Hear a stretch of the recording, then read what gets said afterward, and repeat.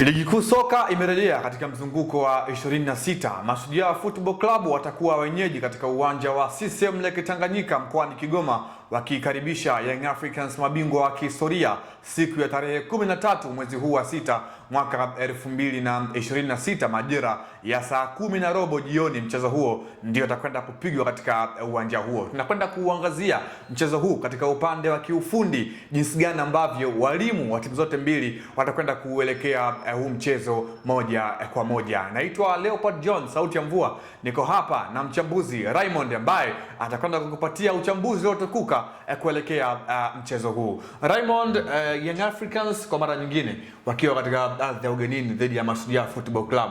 Pengine tutegemee mchezo wa aina gani moja kwa moja katika upande wa kiufundi? Kwanza faida yote walionayo, wana mapumziko ya muda mrefu takriban wiki 2 mpaka 3 kuelekea mchezo huo kesho kutwa. Lakini pia kingine tutaona ufundi kwa wachezaji, kwa sababu kuna kipindi wachezaji walikuwa wanalalamika kwamba mfululizo wa mechi haya tumepumzika baada ya wiki 3. Kitu gani utaonesha? Baadhi ya wachezaji wanaonekana watafanya vizuri, lakini mpaka sasa tujapata taarifa ya timu zote mbili, labda kuna kukosekana kwa wachezaji, labda kukosekana kwa mtu kwenye benchi la ufundi. Lakini tumeona tu baadhi ya adhabu ambazo zimetoka za TFF. Kuna baadhi ya mashabiki kutokuruhusiwa tu kuingia uwanjani na shabiki wa Young Africans, lakini kwa Mashujaa mpaka sasa sijaona taarifa yoyote kuelekea mchezo huo. Mashujaa wanamkosa Mohamed Musa kwa maana ya beki wao wakati, lakini pia watamkosa kwa maana ya Mgandila Shabani, lakini pia David Ulomi. Kwenye hawa wachezaji watatu ambao Mashujaa watawakosa, unafikiri itakuwa ni faida kwa Yanga kiasi gani kuelekea kwenye mchezo wao wa siku ya Jumamosi? Kwanza kocha Julio kwake ni hasara moja. David Ulomi ni mchezaji ambaye tayari ana uzoefu kwenye ligi kuu, tayari ana uzoefu kwenye mechi kubwa kama hizo. Tukiangalia kwenye mchezo dhidi ya Simba Sports, dhidi ya Azam FC, ni mchezaji ambaye unaona kabisa alionyesha kitu fanja tofauti na wenzake.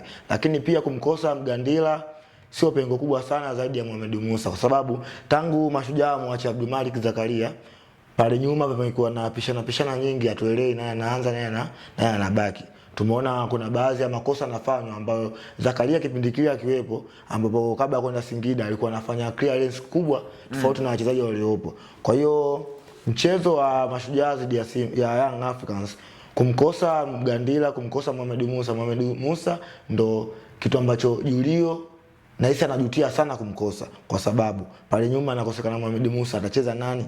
Ndio hicho kitu ambacho anakiwaza Julio. Anataka akacheza sawa, atacheza. Ila atacheza kwenye ile fomu ambayo kama Mohamed Musa alikuwa nayo. Umeona mechi ya Azam FC dhidi ya Mashujaa ya CRDB. Mohamed Musa alicheza vizuri sana. Kwa hiyo piga mahesabu, Magingi sawa, ni mchezaji mzuri, lakini bado ule uzoefu ambao wanao na Mohamed Musa ni vitu viwili tofauti. Sawa, ngoja tuje tuangalie jinsi gani ambavyo mwalimu Jamhuri Kivelo ataingia kwenda kuizuia Young Africans huku akiwa anawakosa wachezaji wake watatu. Julio aingieje? Haiheshimu Young Africans, afanye mid block ama low block, ama atumie mkakati ambao mara kadhaa amekuwa anautumia, hata pia tulishuhudia kwenye mechi dhidi ya Simba, kwa maana anakuwa ni second team ndio, lakini muda mwingi anakuwa hakai nyuma ya mpira. Tanzania, katika ligi kuu Tanzania, katika kocha ambaye anaamini na yeye ni kocha ambaye ana uwezo wa kufanya chochote kwa timu yoyote, ni kocha wa Mashujaa Julio. Kingine, tumeangalia mchezo wa Simba dhidi ya Mashujaa. Mashujaa alianza chini sana. Baada ya kuanza chini akapigwa goli 2 za chap. Baada ya zile goli 2, kipindi cha pili wakarudi wakafunguka. Ingawa alicheza vizuri baada ya kufunguka kuja kuonesha makali yao, lakini wakaja wakafunga mechi kama zika, wanafunga mabao 3. Mchezo wa Young Africans dhidi ya Mashujaa, tukiangalia msimu uliopita, mzunguko wa pili hivi Mashujaa alifunguka akapigwa goli 5 hapa dhidi ya Young Africans. Msimu huu nahisi atatumia kujifunza makosa ambayo aliyafanya mwaka jana. Ataanzia chini mid block, kwa hiyo kipindi cha pili atafanya kama alivyofanya mechi ya Simba. Yaani kipindi cha pili ataanzia chini afu ataanza kucheza. Lakini kwa Young Africans ni timu ambayo bora ufunguke, mimi naona kwa sasa, kuliko kukaa chini. Tumeona michezo kama Dodoma Jiji. Dodoma Jiji baada ya kufungwa goli 1 wakafunguka, wakaenda wakasawazisha. Baada ya kufungwa goli la pili, kipindi cha pili wanarudi Dodoma Jiji, wakajiona mbona kama hawa jamaa tunawaweza. Walipofunguka wakapata goli 2, mchezo wakaondoka na point 3. Kwa hiyo mimi nachowashauri Mashujaa labda kocha wao kwamba mchezo huo wakacheze kwa tahadhari kubwa waheshimu Young Africans, lakini pia wafunguke kidogo. Yaani kuna wakipata nafasi ya kushambulia washambulie. So dakika 90 wanakaa nyuma kama wanavyochezaga kina Prison, afu dakika za mwisho wanakuja wanaambulia point 0. Yeah. Sawa, tuje tuiangazie Young Africans chini ya mwalimu Abdulhamid Mwalim, jinsi gani ambavyo watakwenda kuelekea huu mchezo wakiwa kileleni na alama zao 60. Pengine Young Africans huu mchezo kwa upande wao una pressure kiasi gani compared zile mbio za ubingwa Young Africans na Simba kwa namna ambavyo wamekuwa wakifuatana kwa siku za hivi karibuni? Mchezo kwa Young Africans una pressure kubwa kwa sababu kuna kipindi cha nyuma hapo wiki mbili kabla tuliona Simba Sport anaanza kucheza, Young Africans anafuata. Kwa hiyo Simba anakuwa na clear ile gap, Yanga anakuja kurudisha, na clear ile gap, Yanga anarudisha. Endapo mchezo huu Young Africans akidondosha alama, zitabaki alama ndogo ambazo Simba anaweza kazi clear. Akipata sare zinakuwa zimebaki alama ambazo Simba akishinda mchezo wao wanakuwa sawa kwa alama. Endapo afu anaangalia idadi ya mabao Young Africans ipo juu. Young Africans akipoteza mchezo huu, Simba akaja kushinda mchezo wake dhidi ya Pamba Jiji, Simba Sport anakuwa juu ya Young Africans kwa alama moja. Pressure nyingine kubwa kwa Young Africans. Kwa hiyo pressure kubwa kwa Young Africans mchezo wa Jumamosi ni kudondosha alama yoyote, kuondoka na alama zote 3. Endapo watashinda goli moja, watashinda mabao mangapi, wanachoangalia sana kwa mechi zilizobakia. Tushinde goli moja lakini tupate alama 3.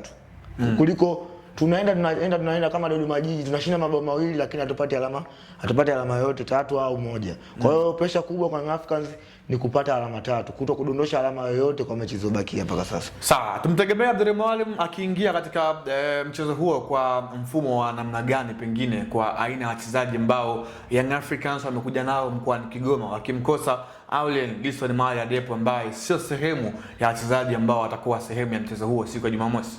Kwa Young Africans ya sasa ukisema wamemkosa Depu sio kwamba ni pengo kubwa sana kuelekea mchezo wa Mashujaa, lakini kwa sababu kwanza tumeona katika mechi kama 4 hadi 5 Young Africans anacheza namba 9 ambaye ni mtego.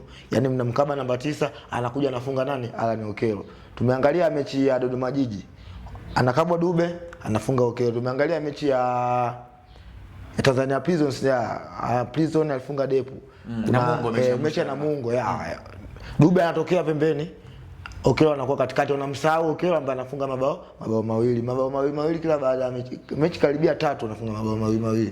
Lakini tuangalie mchezo wa Mashujaa, kukosekana kwa Depu sio pengo, ila kocha wa Young Africans nahisi atafanya dakika 15 za kwanza hakikisha amepata bao 1 mpaka 2. Endapo atafanya kosa kipindi cha kwanza akaondoka bila bao, kipindi cha pili mechi itakuwa ngumu na itakuwa na pressure, kwa sababu Mashujaa ni timu ambayo ina uwezo kukaa nyuma na usifungue ukuta wao. Tumeangalia mwaka jana Simba Sports anapata bao dakika za mwisho Mkwara, goli gumu ambao dakika ambazo hamna mtu ambaye ametegemea. Mashujaa walikaa nyuma wana clear goli kweli, wanafika mantumana, unaona goli mtu anafika tafu.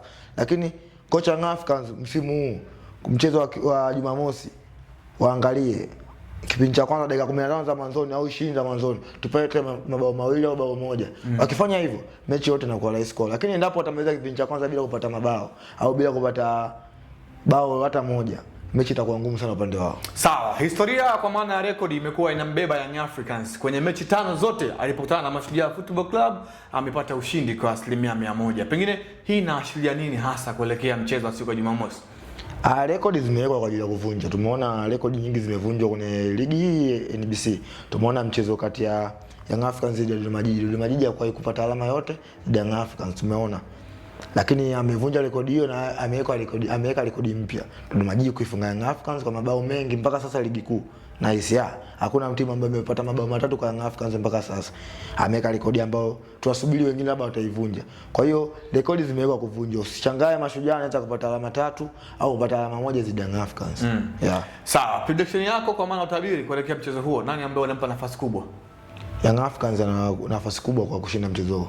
Sawa, Young Africans ana asilimia kubwa ya kuibuka na ushindi kwenye mchezo huo. Hayo ni maneno ya mchambuzi Raymond ambaye amekupatia kile ambacho unastahili kupata kuelekea mchezo wa ligi kuu soka ya NBC Premier League, Mashujaa Football Club dhidi ya Young Africans siku ya Jumamosi ya tarehe 13 mwezi huu wa 6 mwaka wa 2026. Naitwa Leopard John, nikushukuru kwa kuwa nami mwanzo mpaka tamati. Nikwambie tu endelea endelea kuwa nasi Arsenal TV, kwa maana hapa ndiko sehemu sahihi kwa wewe kupata uchambuzi uliotukuka kwa ajili ya kimichezo ndani na nje ya nchi ya Tanzania. Hadi wakati mwingine, endelea kuwa nasi. Kwaheri kwa sasa.